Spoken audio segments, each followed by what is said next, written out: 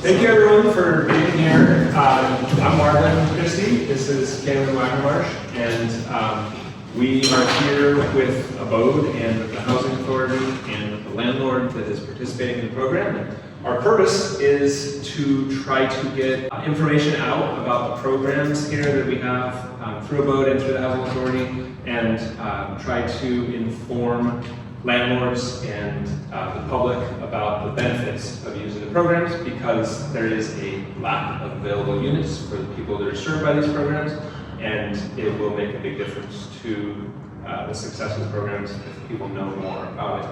So I'd love for each of the panelists to introduce themselves, and then we have a list of questions. Okay, I'm Sherry Bellingham. I work for Abode Services for about 6 years. I'm currently the real estate specialist, and I'm standing in for the housing specialist.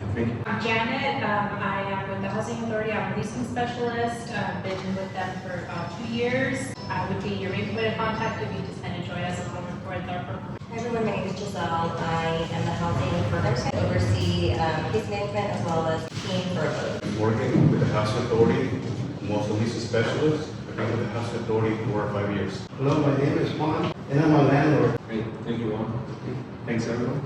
So, if anybody is willing to share, when you think of, housing vouchers, are there any preconceived notions that come to mind when you hear of housing vouchers? Diane? Do you want me to Yes, if you might believe it. Yeah, if you don't believe it, tell us what you've heard other people say. So I've heard just from my experience that people do not take care of their units. They are dirty. They're hoarders, drug addicts. There's just everything under the sun with someone and negative. You'll find it from somebody. Yeah. I've also heard I am uncomfortable with doing anything with the government.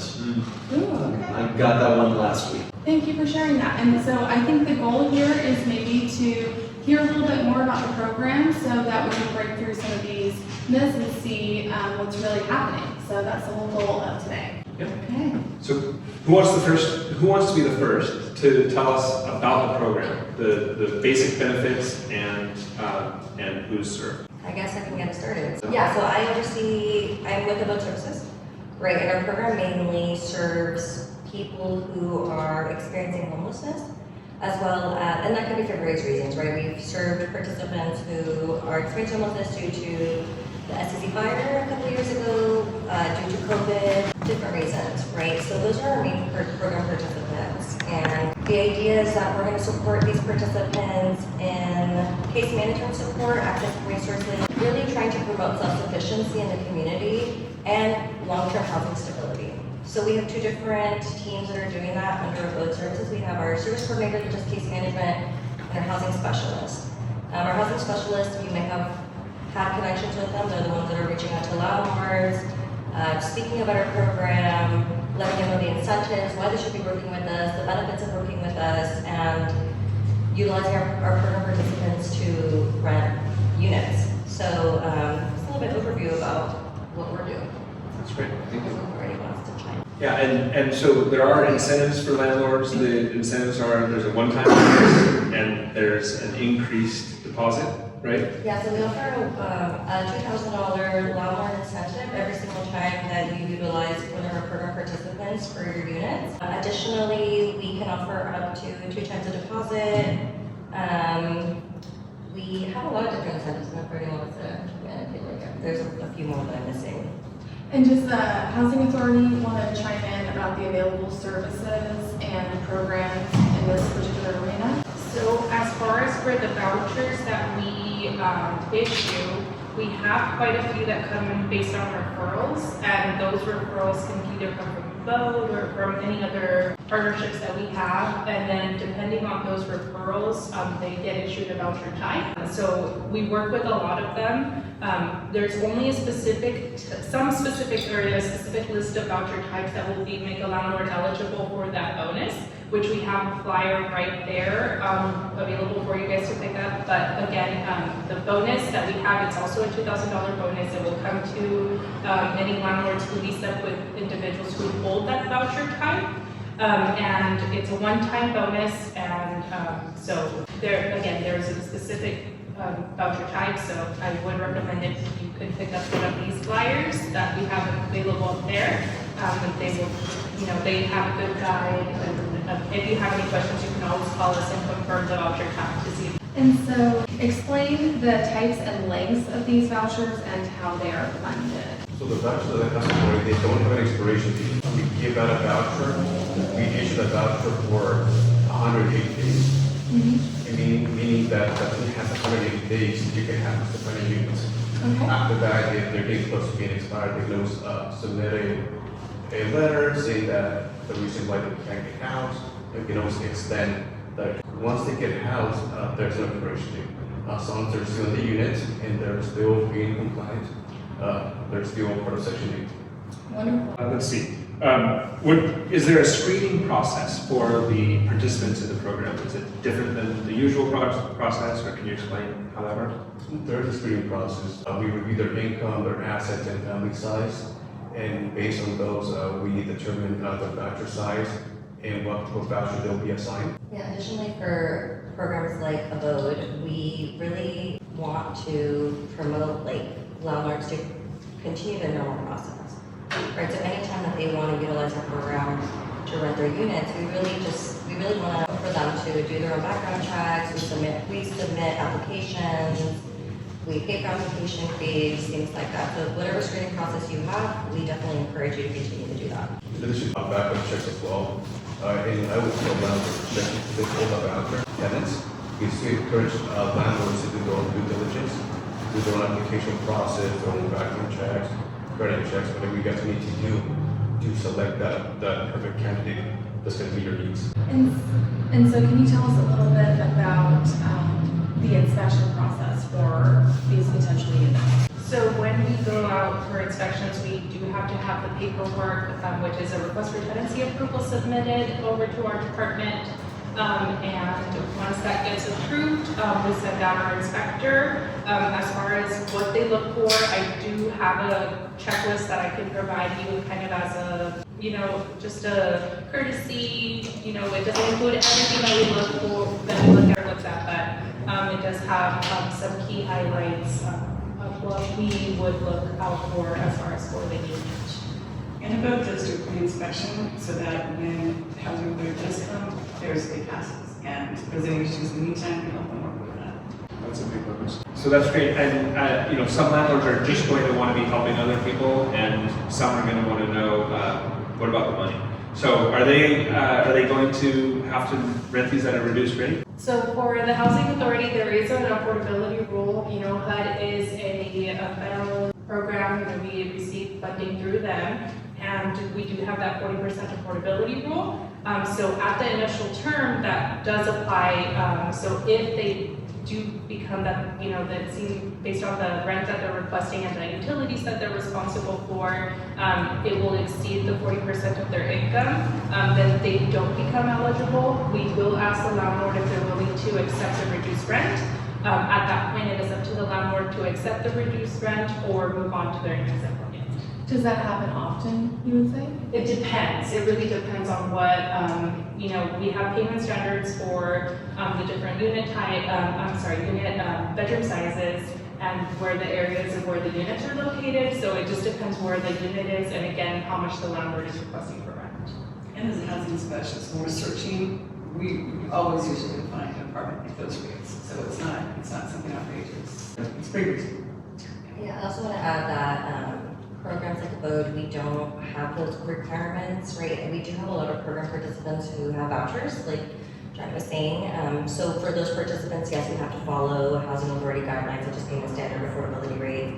We also have another kind of pathway for housing, which is kind of a rental subsidy, where participants who don't have vouchers, programs like Abode will come in and provide a rental subsidy support. And with that route, we don't have to follow those specific guidelines. So as long as it's at fair market rent and rent reasonable, then we can go ahead and move forward with payments. And so Abode does advertise the market rate rent, and so how do you determine the market rate? We follow HUD standards for fair market rent for, right now, we're year 2024. If you're not sure what that amount is, I recommend that you would take a look at HUD's website for Santa Cruz County. And like Jen was saying, it gives different amounts per bedroom size, so efficiency, studio, 1, 2, 3, 4, 5. So you serve a needy population. Do you find that lack of available units are specifically Abode, lack of available units are a big hurdle or maybe the biggest hurdle? Definitely, yeah, that's the biggest trouble. We've got lots of clients, and a lot of units don't have, for example, a lot of lower floor units are always gone. That's one of the biggest challenges we have. And in Santa Cruz, I mean, we can find things sometimes in other counties, but people from here want to stay. And I don't mean to leave the housing authority out of the question. It seemed like it was more appropriate for Abode, but if you have input on that, please feel free. Lack of available units. I know that the regulations have changed, so landlords are no longer allowed to discriminate against the source of income, including housing authority. But do you also find lack of available units as being a big barrier, or do you think most of your people can find a unit? Definitely, that's the biggest complaint among applicants and tenants, that they cannot find units in Santa Cruz County, so they have to look to transfer to it or even a different city. What are some of the things that landlords can expect in terms of support during the process of having one of these tenants? You get a housing specialist and a caseworker or social worker, and the housing specialist stays with the client till the end of their tenancy. He assists the landlord with basically anything that any problems, any issues. Even if they can't find a form, they need a certificate form with leases. And then we've got caseworkers who help with budgeting, behavior issues, maybe looking for a job training.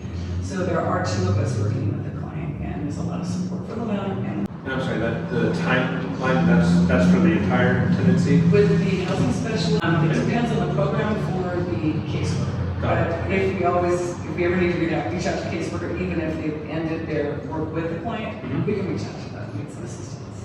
Great. And so that was Abode. How about from the housing authority? Is there any support that you offer once the housing voucher is given to a tenant?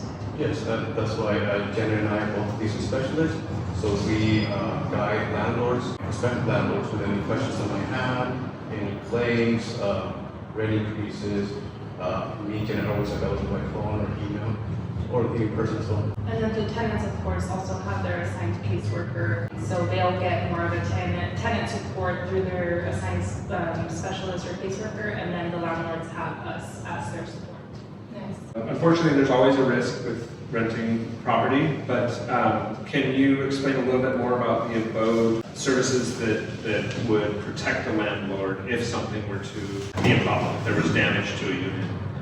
Yeah, I think that we definitely understand that sometimes it doesn't work, and that's okay, right? And so we definitely want to make sure that landlords feel like they're being supported. We have a mitigation fund, and then the housing authority also has a mitigation fund. Additionally, landlords utilize the security deposit. Sometimes we're able to get additional funding from the county if it exceeds both the mitigation funds and the security deposit, but it's a case-by-case scenario. Additionally, they were saying we have specific housing staff that are assigned to each landlord that are there to support, to answer questions, to mitigate any issues, tenancy issues, so things like that, yeah. I do want to throw in that the double deposit, the reason why we try to push that and try to give that to landlords is because when the tenants move out, they'll be self-sufficient. They won't have to come back for support. And also, it acts as an incentive. They know they're going to get that back. They don't want to scratch a countertop or a floor. So, and that has been working. We find that works really well. That's great. So it's an incentive to the tenant as well, because they're, right. So if the tenant does what they're supposed to do, they get a larger return than what they contributed. Awesome. So I'd love to shift now towards the landlord's perspective. So tell us a little bit about your journey. How long have you been a part of these programs? So I've been a part of housing since 1996, and it's been a good experience for me. I haven't really had any bad experiences with housing. I get my checks on time, always, and it's a good program. I'm really behind it. I've also used other programs from San Diego County, and it's been a good experience. Obviously, you know, I try to help with, you know, help the tenants, especially the ones that I've helped have been homeless. So, you know, I'm really for that, to help the tenants. So it's been great. And so, have you, do you have units that are not just? Yeah. And so, comparing, would you say your experience has been a good investment? Has it been an overall good experience? It's been, you know, sometimes I've had to take a little bit less on the housing authority than the private ones. Mm-hmm. But overall, it comes out perfect because sometimes people move out, so by the time you rent it again, you lose, you know, a couple months. And the housing, for me, the housing it's steady. So if you want to stay in it, then you go to the housing. Right. If you might make a little bit more if you rent them individually to just private parties. Mm-hmm. But you have that risk. For me, you have the risk when they move out. You gotta paint, you gotta do this, you gotta do that, so you lose 2 months. So if you calculate the 2 months at the end of the year versus taking a little bit less, you end up making more. So that's kind of my experience. Can you, oh shoot, I lost my train of thought just now, I'm sorry. So what you were saying is that the people with the housing vouchers, it seems like they're more steady, they stay in the unit for longer. Okay. Yeah. Can you explain the inspection process from your perspective? It sounds like it's a pretty streamlined process, but Well, can you tell us? the windows have to be, you know, you have to have windows that lock up. Obviously, or, you know, you're not gonna, a house that doesn't have windows that lock up. Smoke detectors, which is also good for the property. And, you know, just a clean unit, nothing that you wouldn't want if you were gonna rent. You Sure. know? So it's pretty straight up, pretty basic. Great. Have you experienced any, you know, besides the steadiness, have you experienced any incentives beyond that to be a part of this program? Yeah, I read it through Abode and they gave me a $2,000 incentive. Sweet, Yes. that's pretty nice. I guess we're to the end here. How does this match up with the myths that we started with? You know, you heard the, Yeah, I heard. yeah. So look, you can get that anywhere. You know, you can get that anywhere. You could. I've had people that have lied in the application process, and it's not everything they put on there was a freaking lie.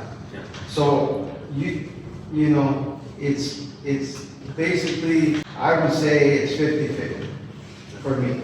But honestly, I've had a housing authority since 1996, and I have never had a bad experience with housing authority, ever. So everything, the checks there on the first of the month, the second of the month. If you have a mortgage, that's really important because you want consistency. And with the tenants, yeah, there's some good tenants, but I also have some really bad tenants, really bad. And so, you know, for the most part, I say, you know, for me, housing authority is way better than the other, in my experience. So. And we touched lightly on the different incentives, and so for people that may not know what incentives there would be for a landlord to be a part of any of these programs, can you touch on benefits to the landlords before we wrap up this series of questions? Yeah, I think we've discussed like the $2,000 landlord incentive every single time you rent a unit. There's also, you know, security deposit. Security deposit is a landlord mitigation fund that's up to $5,000. There, we have a hotline, a landlord hotline. 24-hour hotline. Yeah, 24-hour hotline. You have your own housing or leasing person that's just assigned to you and can answer all your questions or concerns. On-time payments. Yes. And, yeah. Housing authority, if you want to that? I mean, she covered $2,000, $5,000, up to the $5,000 in the risk mitigation, which is that we call it our owner assurance program, and this program is available to our landlords who have any units in the Santa Cruz County. And if they exceed the security deposit, we can cover up to the $9,000. There is a claim form that is available on our website for you to review, but we would need that claim form in order for us to be able to assist with the additional funds. Also, on both these forms, there's a landlord line and a phone number, and I man both of those, and you could save your advertising by calling us, and we could line you up with clients, you could meet them, see which ones that you felt like applications who you like. That's none of that. So you don't have to advertise, you can just call us directly, and we can assist you, and we can walk you through everything. Nice. So does the audience have any questions that maybe we didn't touch on? Any questions that you have about these programs or Abode Services? And did we break through any of those myths that we talked about earlier? Lively bunch. Yes. The question is not so much about the programs, it's more about the pay form for the request for tenancy. I know a lot of times the tenant has to go to housing authority to get the RTA form, but I was wondering if it was possible for the landlord to get copies of the RTA form, because sometimes it's easier when the landlord and the tenant are talking, doing paperwork, and it's easier for the landlord to just give them the blank RTA form. I feel like it would just make things more efficient instead of having to then have the tenant do an extra step. Good question. So the RTA is requested by the tenant because the tenant has to give their current landlord at least a 30-day notice, and also the tenant might be not in good standing, so we cannot issue the RTA. That's why each tenant has to request individually, and the case will review their standing and then issue the RTA to that tenant. We can only issue one at a time, that they're not applying to a bunch of places. And a bunch of different landlords are all trying to rent it to the tenant. And now they're like, okay, well, I thought he was applying with me, but now they're going somewhere else. Okay. I also want to add that for programs like ours, we really also facilitate a lot of the support with RTAs. So, we sometimes even hold on to RTAs until participants are ready to apply, and then we are the ones still putting the participants filling it out, still putting the landlord filling it out, and then we will go and turn it into the housing authority ourselves, like the case manager or the housing specialist. So that, the program participant doesn't have to take extra steps, the landlord doesn't have to take extra steps, so we'll take care of it. Good question, thank you. Anybody else have any lingering questions? You've arrived here today for a reason, we hope to help you. Well, if not, it does look like there's some more brochures, there's more information, and this is a really great opportunity to have all this knowledge in one place. So if anything comes up, please do let us know. Thank you all for being here. Oh, yeah? Can the housing authority expound upon the benefit that the tenant has when it comes to their income changing, and how that might, and having a voucher might help them in that area when it comes to the income change? Yes. So we require that tenants submit any income changes within 14 days, income increases or decreases. The benefit of the tenants is that if their income decreases, we will apply that decrease and adjust their income, meaning that their portion might decrease and the house authority and the half is going to increase. And if their income doesn't increase, we won't take that into effect until the next year. So I mean that it's a big benefit of the tenants because we will take the lower income instead of the higher income. And sorry, that's in effect until the next cycle, which is an annual review. The next year or 2 years, depending on the percent. And I'm sorry, just to follow up on that one more time, they have 14 days to submit to you, and if their income is dropped, that doesn't require that next cycle. That is more immediate. How long does that take? It drops, it becomes immediate. So each of our mails states that. As soon as we receive it, we will use that date and make it effective that first of the month. So since the law was passed in 2020, where landlords can no longer discriminate against a person's source of income, which includes a housing choice voucher, does that also mean that when they do a credit check, can they still deny a person who has a voucher if they have a low credit score? Because it seems like, if they're trying to identify that as a risk of them being able to pay rent, if they have a voucher, then that should be able to help them pay their rent. So it seemed weird that that still affects it? So you would want to hold any voucher holder to the same standard as a participant out in the market. private market voucher holder, if you have, as a landlord, certain screening criteria, you wanna hold them all to the same level. You don't wanna put one more higher than the other. So if they have a bad credit report or maybe an eviction history, and that's kind of where you're saying, oh, I can't do this, or I don't wanna go through with this, then, you know, as a landlord, you have the right to move on, if that's one of the, reasons why you can't move forward with that. I was concerned that it would be like, you know, potential like legal action as being seen as like discriminatory in some way. Well, I'm sure that you might not be saying, oh, I'm not gonna take you because you have a voucher.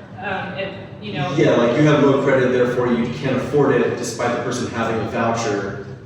That's where I would be concerned that it would be, that it would overlap. I don't think the credit means you can't afford it. Right. Because they can't afford it because the voucher is income, and that's what the law states. Exactly, because I mean, a person might have like low or no credit, not because of, you know, an eviction or something like that, but because they just never had a credit card, or they've never taken out a loan or anything like that. Or medical bills. Or never. Or, you know. Yeah, exactly. So it's just, so if somebody was rejected because they had like no income or no credit or something like that, despite having a housing choice voucher, that would almost seem like kind of overlap as a, I don't know what the term exactly is, but almost like a de facto rejection because the person has a voucher. Well, Not de facto, I mean, right. there's regular people that apply that don't have vouchers that get turned down for not having great credit also. But I will tell you, we have our caseworkers, and we partner with an organization I believe it's called HERA.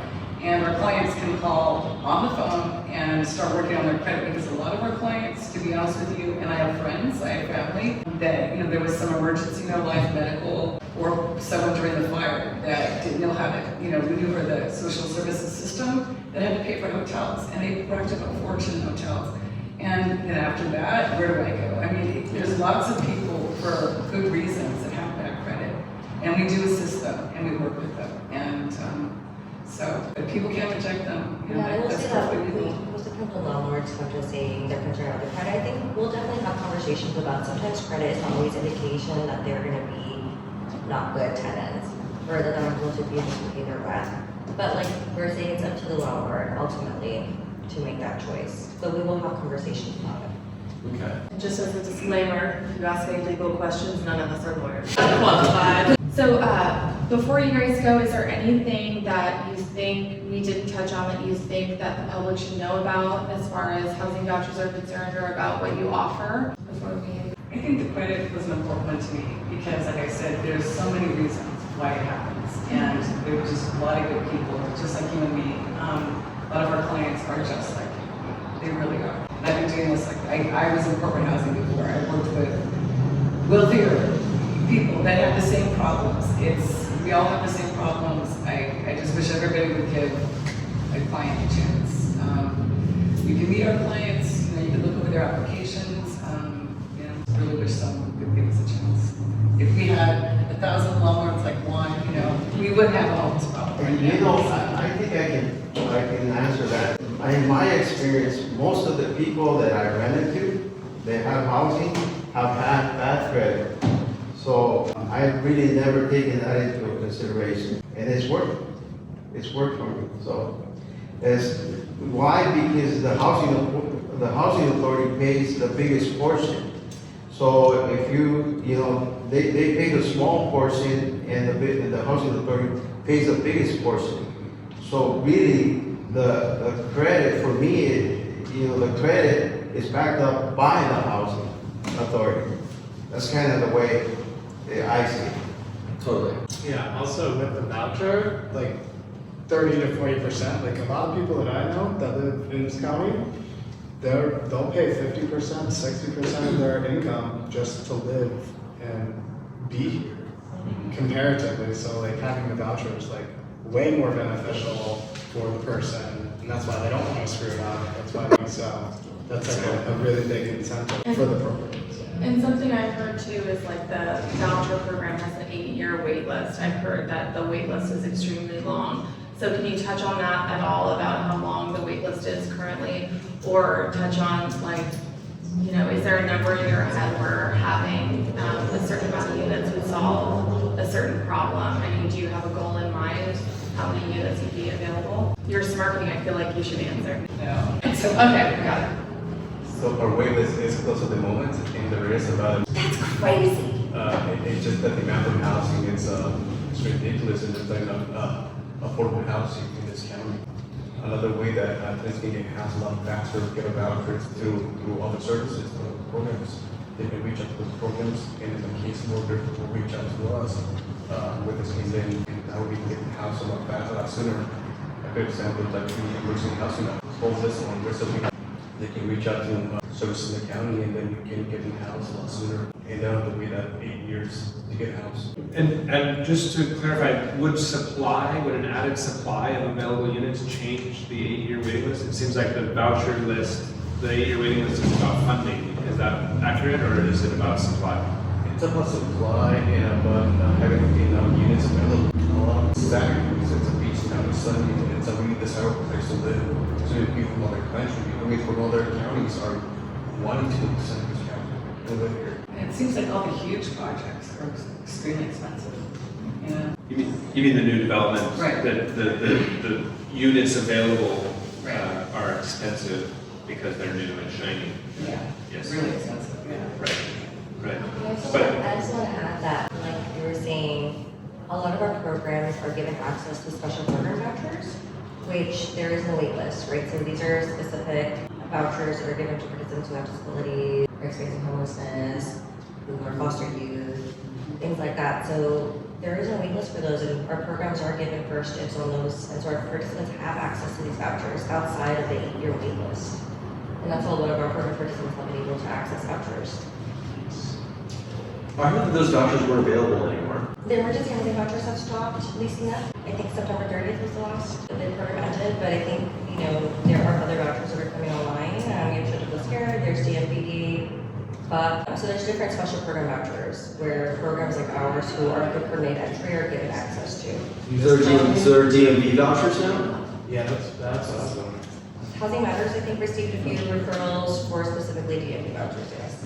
Also, we're receiving referrals for participants for specific affordable housing developments such as like Vienna, Tabasco. Yeah, those are project-based, or more DMV vouchers. That's that. Yeah. It seems just interesting, just as a comment, not a question, that there is a need for people in need. There's the housing vouchers, but then there's also like the super people in need. So it just seems like we need to solve all of it, right? And so in order to do that, it would be more funding for available vouchers, is that right? And then we just need more landlords to be willing to rent to people. So I don't know if we touched on that about how many units are needed. Did we get Just an different answer? types of housing, I mean, like, senior housing, there's a good need for that. There's a lot of seniors who might need that type of housing. I mean, they're living independently, but they need senior housing. And there's maybe studios for people who maybe are disabled, but aren't ever going to really increase their income. Maybe just smaller type of units, the efficiency units. Like a lot of those that are affordable, that they're probably, a lot of people's social security isn't that high. They can afford efficiency units, I think that would be good. Just to let everybody know, DMV is disabled and medically vulnerable, so that's for people. It's not like, just want There's lots of acronyms. It's just too much. Just too much. Any other questions? Or like on average, when you like a tenant that's using the housing authority, when they leave, like how long does it take for another tenant to move into the unit?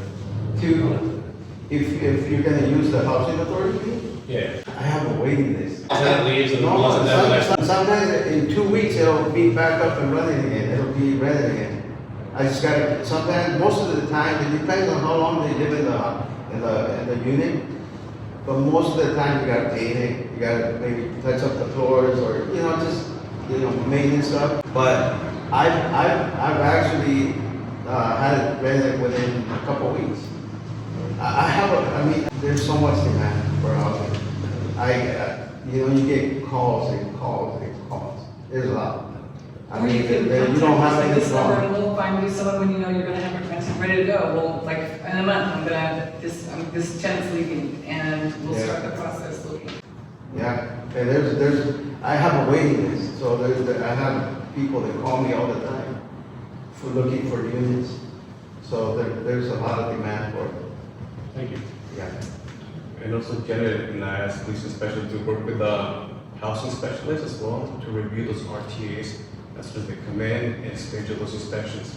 That way the tenant can move in as soon as possible and the lounge can get. Great. Well, thank you all very much for your time tonight, and thank you all for joining. If anyone else has a question, feel free, but this might be the last chance to get everyone listening, so that's okay.